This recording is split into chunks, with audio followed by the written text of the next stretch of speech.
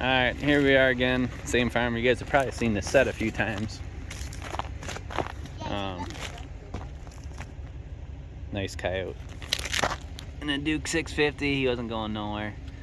Got a few more to check. I guess I can show you this reset here in a second. So let me take care of them, and then I'll keep checking the rest. I don't see anything anywhere else jumping right now, but. Alright, so we're here today.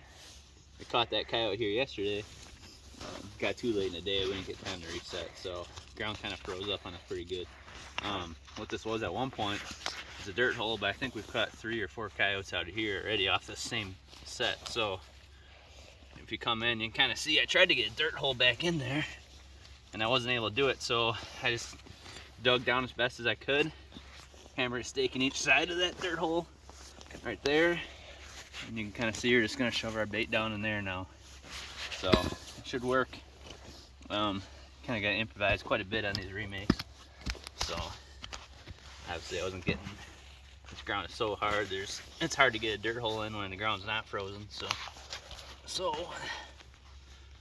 there we go. We're just going to redo this set as it is and hopefully it keeps on catching. Caught that coyote right behind you on a cable restraint this morning. So we'll see. It's 10 off of this farm now, so I don't know how much more I'm gonna keep going out here. Maybe only, I was kind of originally thinking only going through tomorrow, but now we keep catching them, so I kind of, we'll see. See how tomorrow goes, see how I feel. Keep setting throughout the week. 10 off one spot seems, that's quite a bit, so I'm not sure how much more I'm going to be able to get out of here. But as you can see, everything's pretty froze today. Last week we had all that freezing, not freezing rain, we had all that rain for about a week. Everything's just been a muddy mess all week.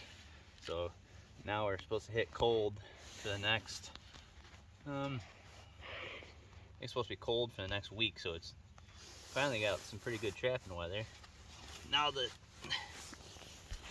I've caught a bunch out of here, I don't know how much longer I'm gonna keep going, but just gotta make sure you pack this thing down, especially on frozen ground like this. There's not much underneath not really much underneath there to keep it from tipping, so you really gotta work it down in cold. Ground's frozen, so. Alright, you guys see me do a bunch of sets, so I'll probably, I'll show you guys. I'll probably set a couple cable restraints over there in a minute, but this is basically all it's to it. So you guys have seen how I'm doing the rest of these, so and here in a second I'll show you if I can get another cable and under there. I'll show you how we do that. So talk to you in a minute. Alright, next morning, I'll put together the video from yesterday and tonight. This one was caught on a cable restraint.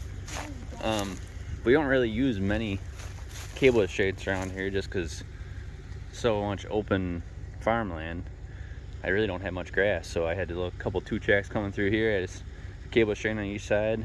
So nice dogs there. You can see over there is where I caught the one yesterday.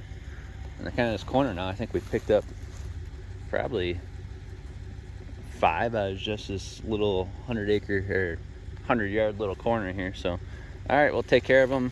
There's gonna be no reset on this because you see he's on the cable. He's alive. I don't know, he's just sitting there right now, but they're just meant to restrain him. So pretty good looking dog again. Figured I might have one. I had a few on camera down running around here last night. So yep. So all right, I'm gonna remake that other setup there, and go check the rest of them, see what else we got today. Alright, as you can see, we just caught that one up there on the same trail, so I kind of blocked it off. This was burdock bush that was here. Here, you come closer, you kind of see my setup on how I do this. Got the cable restraint, got my trapper's tag, and I put a swivel, double swivel right there, so they got room to spin around, spin, so he doesn't get, you know, twisted up and be able to get back and chew on that wire. So That's my main reason for that double swivel. Pound this guy in. I just use wolfing anchors.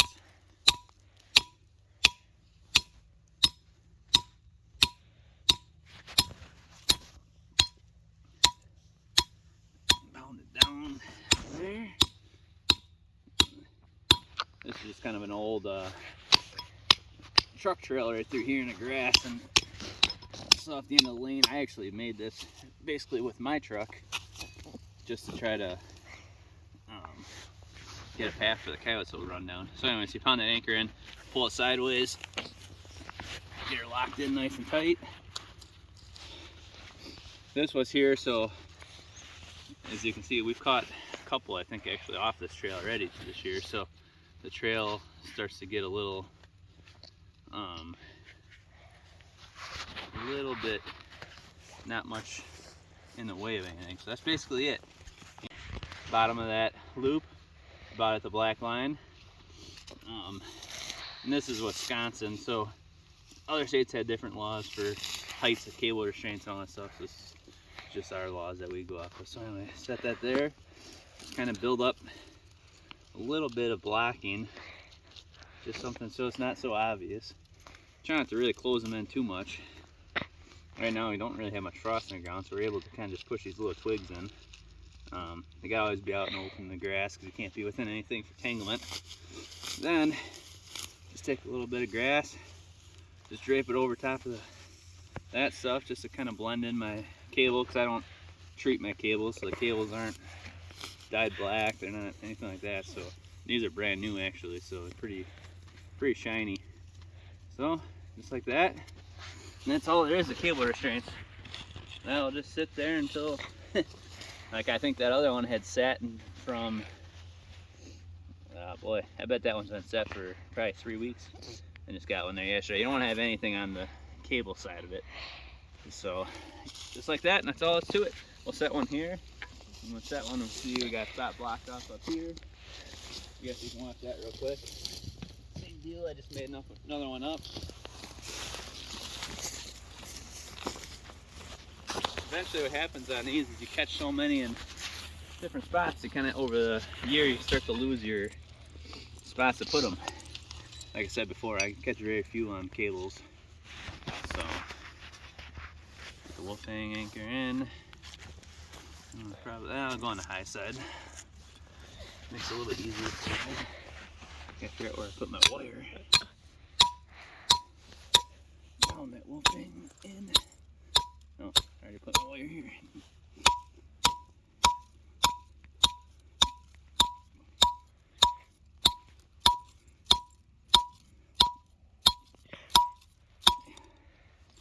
Hard ground. Put that back up. There we go. Pull that up. I already pushing it. This is just my support wire. It's just I think it's 9 gauge wire I use. I just get a big roll of it and I just cut a bunch of pieces. Push that down in there. Make your loop. It's a little high.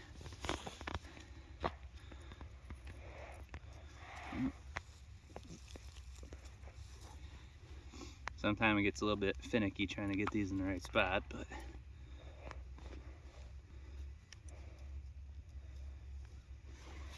if I could go. See, I like to try to keep them center of the trail. I kind of always got to back up and look at it, see how far off. There we go. That looks more centered to me.